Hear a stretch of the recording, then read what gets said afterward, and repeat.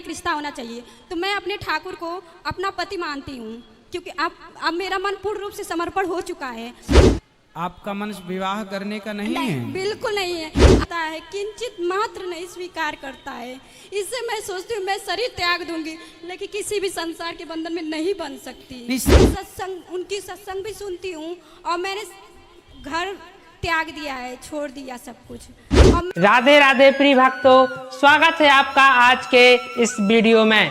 आज के इस वीडियो में हम देखेंगे कि जब महाराज जी के पास एक भक्त बहन आई और उसने कहा कि महाराज जी, मैं शादी कभी नहीं करूंगी, चाहे मुझे अपना शरीर क्यों ना छोड़ना पड़े। प्रिय भक्तों, इस बहन ने ऐसा क्यों कहा और महाराज जी ने उससे क्या कहा, जानेंगे आज के इस वीडियो में। प्रिय भक्तों, वीडियो बहुत ही महत्वपूर्ण होने वाला है, इसलिए वीडियो को अंत तक जरूर देखना। तो चलिए देखते हैं यह वीडियो। राधे राधे गुरुजी। हाँ, जीवन में सबसे ज्यादा जरूरी क्या होता है? कहाँ से बोल रहे हैं? अच्छा, सबसे ज्यादा जरूरी क्या होता है? यदि कोई प्यासा है तो उसको पानी की जरूरत है, मतलब भूखा है तो भोजन की जरूरत है। वो नहीं, वो तो है। हाँ, जैसे संसारिक ये तो है, जैसे जीवन में जैसे भक्ति ये तो ज्यादा जरूरी है ना। हाँ। भजन ज्यादा जरूरी हाँ। है। और कहते भी है कि मतलब ठाकुर जी से कोई ना कोई अपना एक संबंध होना चाहिए। हाँ। है ना। ठाकुर जी से संबंध वो तो हमारा सच्चा है, वो जन्मों जन्म का है, वो पहले था और है, आगे भी रहेगा। बीच में तो जो परिवार वाले मिलते हैं उनका कब मिलना कब बिछड़ना, ये तो बस एक माया का खेल है। सही है ना। लेकिन यदि जब हम सभी लोग कहते हैं कि ठाकुर जी से कोई ना कोई अपना एक रिश्ता होना चाहिए, तो मैं अपने ठाकुर को अपना पति मानती हूँ, क्योंकि अब मेरा मन पूर्ण रूप से समर्पण हो चुका है। लेकिन फिर भी परिवार वाले अब सोचते हैं कि किसी और परिवार से रिश्ता जोड़ दिया जाए, तो मुझसे नहीं हो पाता है। मतलब जैसे कि अब ऐसा लगता है कि मुझे किसी बंधन में जानबूझकर बांधा जा रहा है, इससे मैं छोड़कर मतलब अपने ठाकुर के पूर्ण रूप से चरणों में समर्पित हो गई हूँ। तो क्या ये मेरा उचित है या अनुचित है? आपका मन विवाह करने का नहीं है? बिल्कुल नहीं है। बेटा आप बैठ जाओ, आगे वाले काहे खड़े हो गए? छोरा, परिवार वाले बोलो बोलो। लेकिन परिवार वाले सोचते हैं कि नहीं मैं शादी के बंधन में बंध जाऊं। आपकी माता जी क्या कहती हैं? माता जी आपके विचार से सहमत हैं? कोई मेरे विचार से सहमत नहीं। सब सोचते हैं कि मैं संसार के बंधन में बंध जाऊं, और मैं गुरुदेव सत्य कहती हूँ। कितनी उम्र है आपकी? 25 वर्ष है। और मैं किसी भी तरह से संसार से नहीं जुड़ना चाहती हूँ। मैं पूर्ण रूप से अपने गोविंद को, अपने ठाकुर को अपना ली हूँ। कहाँ रहते हो आप? मैं तो गांव बनारस में, बनारस से आगे है आजमगढ़ गांव में रहती हूँ, इधर ही कहीं यूपी की हूँ। तो विवाह नहीं करना, माता पिता कहते हैं विवाह करो। परिवार वाले बिल्कुल इस बात को मानने के लिए ही तैयार नहीं। वो सोचते क्या भगवान से कोई शादी करता है, भगवान को कोई पति मानता है? अरे ऐसे ही घर जा, तू शादी कर, अपने परिवार में देखते रहना, उधर ही सब कुछ कर लेना, ये सब ढोंग मत कर।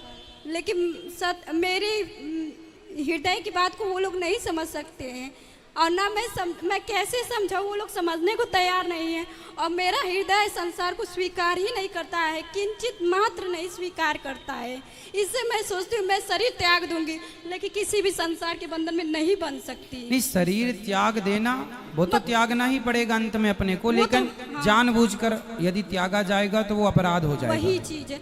तो अब संसार घर वाले यही सोचते हैं कि नहीं मैं संसार से जुड़ जाऊं, बंधन में बन जाऊं, इसके लिए यहाँ से वहाँ शादी कर दूं, ये कर दूं, वो कर दूं। लेकिन मेरा चित्त तो नहीं गृहस्थ बेटा बुरा तो नहीं है? नहीं, गृहस्थ का बुरा मैं बात नहीं कर रही हूँ, लेकिन गृहस्थ के लिए मन चाहिए। लेकिन हमारा मन नहीं है ना। सही। बिना मन का गृहस्थ नहीं चल सकता गुरुदेव। सही है। अगर जिससे भी रिश्ता जुड़ेगा तो उसको तो मन देना पड़ेगा ना। उसको अगर मन ना दिया जाए तो वो गृहस्थ नहीं चल सकता। नहीं, उसको मन देने की जरूरत नहीं।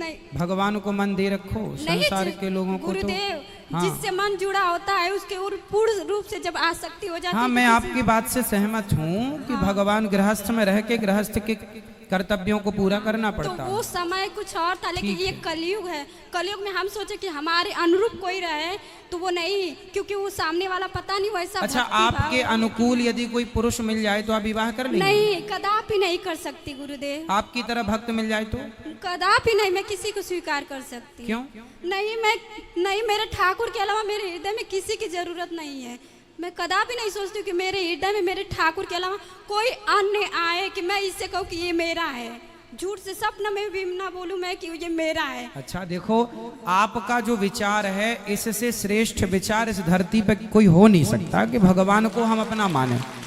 इससे श्रेष्ठ कुछ नहीं है, ये तो सही है। पर अब संसार के लोगों को भी आपको समझाना पड़ेगा, माँ को, पिता को, अब आपका भाई, आपकी बहन, आपकी माँ, वो भी दुखी ना हो, उनको कुछ समझाओ।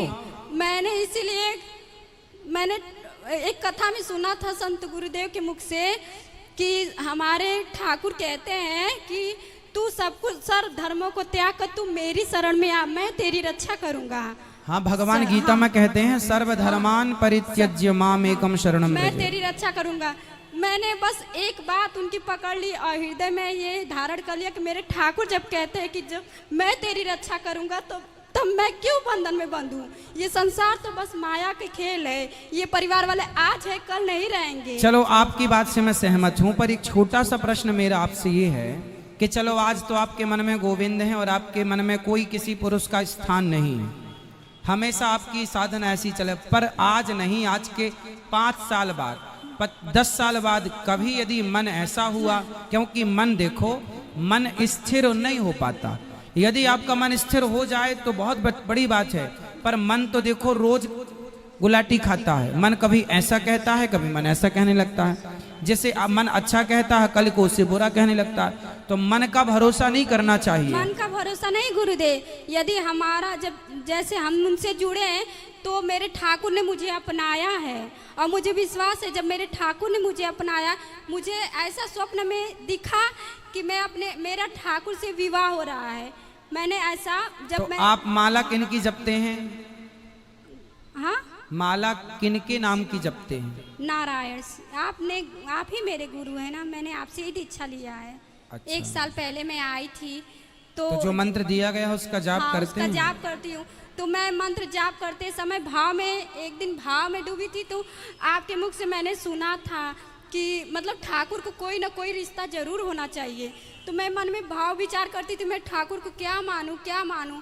एक दिन मैं जब भजन करने बैठी थी तो मेरे भाव में ऐसा भाव हुआ कि मेरा विवाह मेरे ठाकुर से हो रहा है।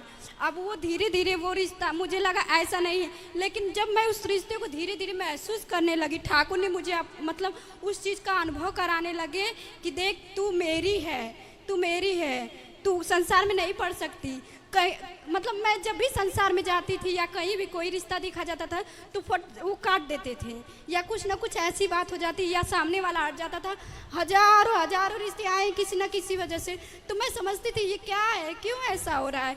फिर मुझे धीरे धीरे ठाकुर ने खुद अनुभव कराया कि तू मेरी है, तू मत संसार में पढ़। मैंने फिर संत गुरुदेव के प्रेमानंद महाराज जी हैं, उनका सत्संग सुनने लगी। फिर मुझे समझ में आया, फिर मुझे लगा कि हाँ ये ठाकुर की बात है। जब मैं उनके रास्ते पे चलने लगी तो मुझे खुद वो अनुभव कराने लगे कि देख मैं तेरा हूँ, तेरा कोई नहीं है। इसलिए और फिर मैं उनकी सत्संग भी सुनती हूँ और मैंने घर त्याग दिया है, छोड़ दिया सब कुछ, और मैं बस अपने ठाकुर के भरोसे हूँ।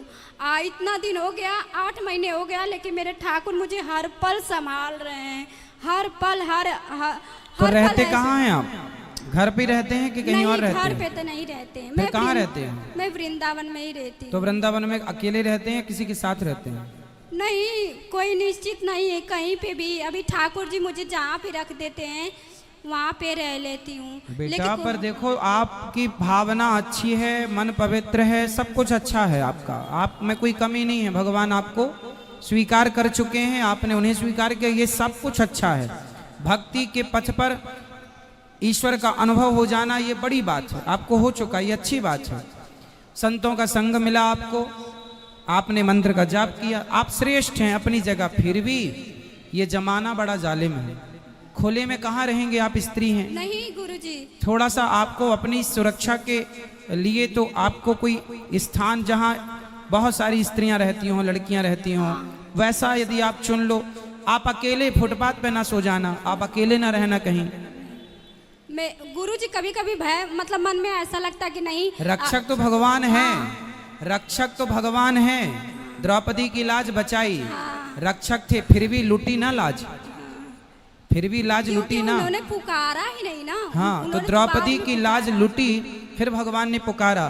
तो हमें ये मैसेज है कि हम ऐसा काम ना करें कि वो स्थिति उत्पन्न हो। इसलिए हम थोड़ा सिक्योर रहें। और भाव अच्छा है आपका, भाव में रहना अच्छी बात है, पर भाव में संसार आपके भाव को नहीं समझ पाएगा, संसार आपकी भावनाओं को नहीं समझ पाएगा। मैं ऐसा अनुभव भी करती हूँ कि मतलब मुझसे कोई ऐसा कार्य नहीं होता है जो शास्त्र के विरुद्ध हो, या ऐसा नहीं करना। यहाँ पे का खतरा रहेगा तो मुझे लगता है मेरे ठाकुर पहले ही मेरा हाथ पकड़ के इधर ला रहे कि इधर खतरा है, तू इधर। द्रौपदी माँ ने पुकारा, भगवान जरूर आए। द्रौपदी माँ ने पुकारने में देर लगा, ये बात बिल्कुल सत्य है। फिर भी नारी है, नारी को हमेशा सुरक्षित रहना चाहिए। जितना समाज में क्राइम हो रहा है उसको देखते हुए हम आपसे कह रहे हैं कि द्रौपदी की तरह आपका भाव है, पवित्र है, अच्छा है। और फिर संत गुरुदेव भी कहते हैं यदि जब हम अपने भक्ति और प्रेम के मार्ग पे आगे बढ़ते हैं तो पग पग पर प्रतिकूलता आती है। वो हमारे ठाकुर हमसे परीक्षा लेते कि क्या तेरा मन अभी भी मुझ में है या संसार में है। मन की बात नहीं है बेटा, आपकी सुरक्षा की बात है। आजकल तो लोग इतने दुष्ट लोग हैं समाज में कि अच्छे खासे संतों को मारकर उनको लूट लेते हैं। पैसे के लिए क्या नहीं कर रहा है आजकल, अपने बाप को मार डालते हैं, अपनी माँ को घर से निकाल देते हैं। तो भाई आपकी हर बात सही है। देखो, भगवान सबके रक्षक हैं, बोलो हाँ, सबके रक्षक हैं भगवान। तो भगवान जब सबके रक्षक हैं तो जब भरत जी राम जी से मिलने चित्रकूट गए, भरत जी जब राम जी से मिलने चित्रकूट गए तो भरत जी ने अपने 4 सेनापतियों को बुलाया और चारों को बुला के कहा, सुनो, पूरी अयोध्या तुम 4 लोगों के हाथ में देता हूं। पूरब गेट तुम्हारा, पश्चिम गेट तुम्हारा, उत्तर गेट तुम्हारा, दक्षिण गेट तुम्हारा। अब प्रश्न ये खड़ा हुआ कि भरत जी, जब आप राम जी के पास जा रहे हैं और राम पे विश्वास है और आप कह रहे हैं कि अयोध्या राम जी की है, राज्य राम जी का है, तो ये 4 लोगों को आप नियुक्त क्यों कर रहे हैं? तो भरत जी ने कहा कि अयोध्या तो राम जी की है, पर राम जी की है इसलिए उसे बचाए रखना राम जी के लिए ये मेरी जिम्मेदारी है। तो आप भगवान की हो, पर भगवान के लिए आपको बचाए रखना ये भी आपकी जिम्मेदारी है। भगवान, हाँ ये तो है गुरुजी, बस। लेकिन मैं तो संत गुरुदेव की मतलब जो जैसे बताते हैं वैसा मैं करती हूँ। ऐसा अनुभव भी करती हूँ कि नहीं ये सत्य है, क्योंकि मैं जब समझती हूँ, जब ये जान चुकी हूँ कि ठाकुर कहते तू मेरी शरण में है तो तेरी रक्षा की जिम्मेदारी मैं लेता हूँ। जब तेरा कोई नहीं है मेरे सिवा तो तेरी सारी जिम्मेदारी मैं लेता हूँ, अपने सर पे लेता हूँ। सुनो, एक गुरु जी ने चेले को ज्ञान दिया, बिल्कुल आपकी तरह चेला था। गुरु जी ने चेले से कहा, सुनो, सब कुछ भगवान की मर्जी से होता है, सब कुछ भगवान की मर्जी से होता है। तो चेला बोला ठीक है, सब कुछ भगवान की मर्जी, मान लिया उसने गुरु जी की बात। अब वो रास्ते से जा रहा था तो हाथी आ रहा था। अब हाथी आ रहा था, हाथी के ऊपर महावत बैठा था और महावत चिल्ला रहा, सुनो भागो, हाथी बौखला गया है, पागल हो गया है, भाग जाओ जल्दी, भागो भागो, ये हाथी उद्दंड हो गया है, पागल हो गया, रौंदता आ रहा है सबको, भागो। और वो चेला सामने खड़ा, बोले गुरुजी ने कहा सब भगवान की इच्छा है, सब भगवान की इच्छा। वो चिल्ला रहा, हट जा हट जा, बोले नहीं, गुरुजी ने कहा भगवान की इच्छा है। हाथी आया, उठा के पटक दिया, नस नस टूट गई, लंगड़ाता गया। बोले गुरुजी आपने तो कहा था भगवान सबके रक्षक हैं, भगवान सबकी रक्षा करते हैं, मैं तो भगवान के भरोसे खड़ा था, तो भगवान ने रक्षा क्यों नहीं की? जब भगवान सब करते हैं तो भगवान। गुरुजी ने बोला ये बता, वो हाथी के ऊपर कोई बैठा था? बोले हाँ बैठा था। बोले वो कुछ कह रहा था? बोले कह रहा था हट जाओ हट जाओ। गुरुजी ने कहा कि यदि सब भगवान की इच्छा से हो रहा है तो वो महावत भी भगवान की इच्छा से कह रहा था कि बेटा हट जा, वो भगवान की आज्ञा थी, हट जा। तो आपको जो हम समझा रहे हैं ये भगवान की आज्ञा है कि सुरक्षित रहो।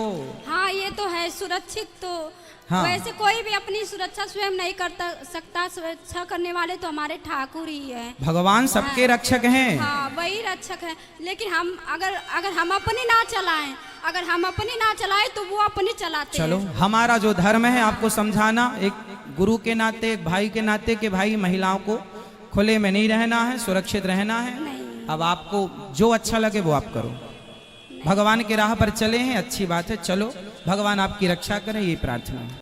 हाँ तो प्रिय भक्तों, आपने देखा कि किस तरह से महाराज जी ने इस भक्त बहन को समझाते हुए उनके प्रश्न का जवाब दिया। आपको यह वीडियो कैसा लगा कमेंट बॉक्स में अपनी राय जरूर देना। तो प्रिय भक्तों, चलिए चलते हैं, अगले वीडियो में फिर मिलेंगे। तब तक के लिए जय श्री सीताराम, जय श्री राधे श्याम।